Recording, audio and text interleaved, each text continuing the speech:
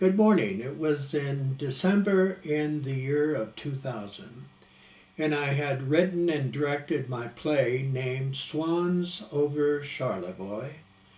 The theater critic wrote a saying, Erreca has written a play which touches on his and our own mixed feelings about abortion.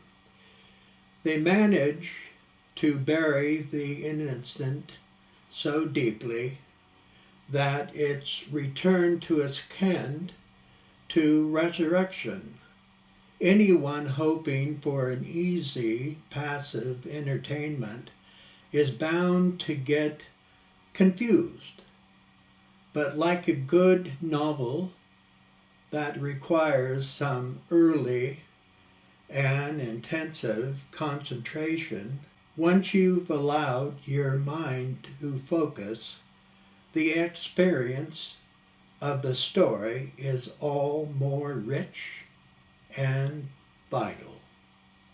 Today, in the year of 2024, abortion isn't buried away, but most women have abortion on their minds daily.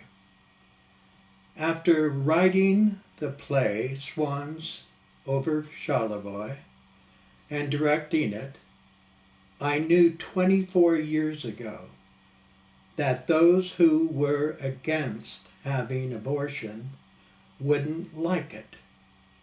And still today, abortion should have the right to have it, and it's a 50-50 question, and it will always be it that way. Swans Over Charlevoix, Act 2, Scene 1. The cottage is dimly lit and the thunder continues to be heard in the distance. William is in his wheelchair at the table working his puzzle while Lenny stands at the window. Lying on the chaise lounge underneath a blanket is the injured young woman, Stacy Appleton. She is delirious and weakened from her car accident. Lenny has already washed and clothed her in one of her nightgowns and robes. Stacy is softly and mumbling as Lenny looks over her shoulder at her. She doesn't appear to have any serious breaks or open wounds, but only having signs of having a concussion. Lenny moves to her, placing a wet hand towel on her forehead. It's all right. Settle down. You've been hurt. Be still now. You need to be calm. Stacy has her eyes shut and is moaning. No, don't go. I've got you. I won't let anything happen to you. You have nothing to fear. You're safe now. I won't hurt you. Do you know where you are? Stacy suddenly sits upright. She speaks softly as if in a dream. Why? Do you remember what happened to you? No, Do you know your name? I don't know. Your name is Stacy. You have pretty eyes. So do you. Lenny? She seems too delirious and seems docile enough. William? She must have amnesia. Lenny, see if you can sit her at the table and give her something warm to eat. She must be hungry and thirsty for something to drink. Lenny guides her to the table and sits her across from William. Are you hungry, Stacy? Stacy doesn't answer. Bring something for her anyway, Lenny. I have some hot soup on the stove for you. Sit here and I'll be right back, Stacy. Lenny exits into the kitchen, leaving William alone with Stacy. You gave us quite a scare coming in like that. Lenny bathed you with the warm, wet clothes and dressed you in her pretty nightgown and robe. As soon as the telephone lines are up, we'll get you to a doctor. Would you like that? The bad weather will keep us together, but you're safe now. I'm William. Do you remember your name? No. Good. You communicate.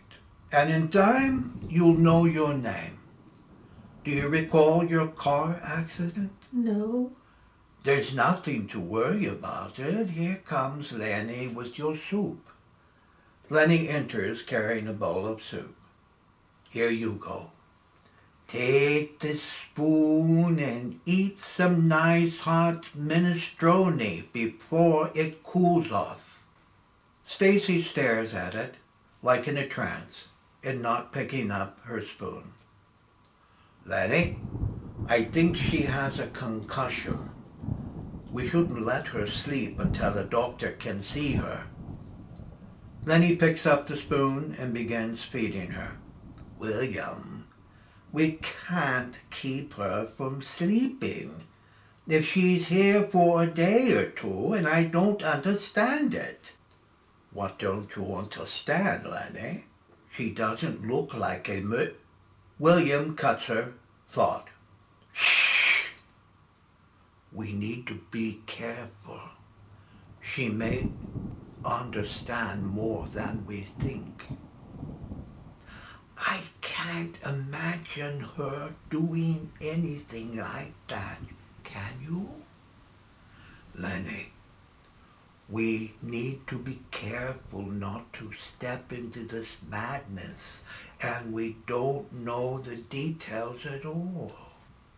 Look at me, William. I haven't fed anyone like this since Trenna was a little girl.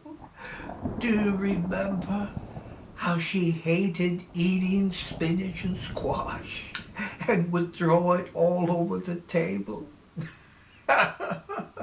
Yes, she looked like a little painted clown with green and orange food smeared all over her face. Oh, William, why didn't you ever feed her? I once tried, but she screamed for her mama. Look at her. I wonder what's going on in her head right now. Whatever it is, Lenny, it is a blessing. For if she remembered, it might not be so pleasant for all of us. If the roads weren't flooded, we could take her to a hospital. Lenny, we have no choice. And we just need to wait out the storm, because there's nothing else we can do. Stacy slowly stands up at the table. There's a clap of thunder. Lenny moves to her side. What are you seeing, Stacy? Lenny, she looks like Trina when she was a young girl standing at the window staring at the raindrops. Yes, she does, William, and it will be daylight soon. Martha? Who's Martha? Martha. Is that your little daughter's name? Martha? Who is she, Stacy? Lenny, she only remembers bits and pieces now. We'll have to wait for her memory to come back, and if it ever does, we might be sorry, though. Don't scare me, William.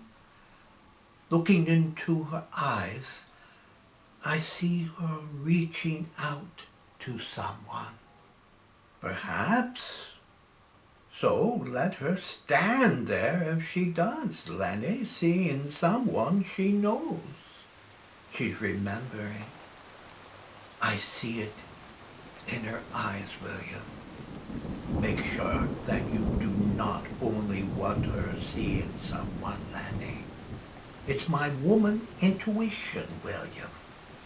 I know she's screaming inside. Yes, if it comforts you, so be it. But be prepared for the unknown moment that might crawl on your back. I learned that lesson in Sicily, fighting the Nazis. Then he puts her arm around Stacy.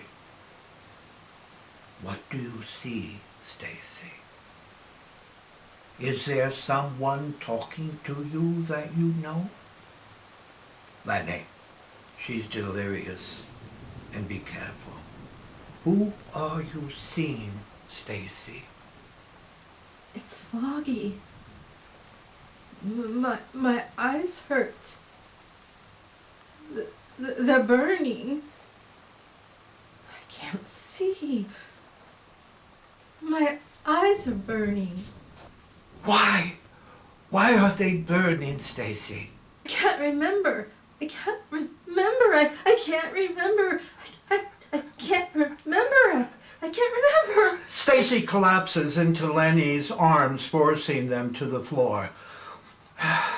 Are you all right, Lenny? Yes, William, I think so. What now? I can't pull you or her up. I can manage, William. I have a back as strong as a mule. Why a mule? I don't want to be bragging saying a horse.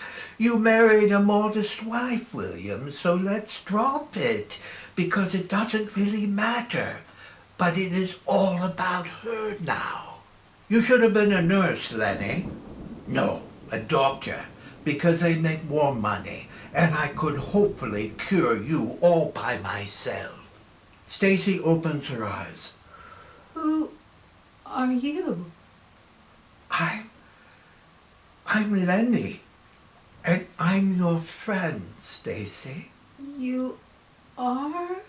Yes, and you're in our home, and over there is my husband, William. Why are you calling me Stacy? Lenny helps picking her off the floor. That's your name. Where am I? You're in our home in Charlevoix. How did I get here? You had a bad car accident. Stacy moves slowly around the room as they both carefully watch her. Lenny, what time is it? It's nearly 5:30. Good. It will be light soon. Lenny whispers to William, don't let her think she's not wanted. Lenny, did I say something wrong? Lenny moves close to William so they can whisper together. Shh. God only knows what's going on in her head. If she grows violent, I'm afraid I won't be able to protect you, William. Yes, let's hope for the best, that it never happens to us.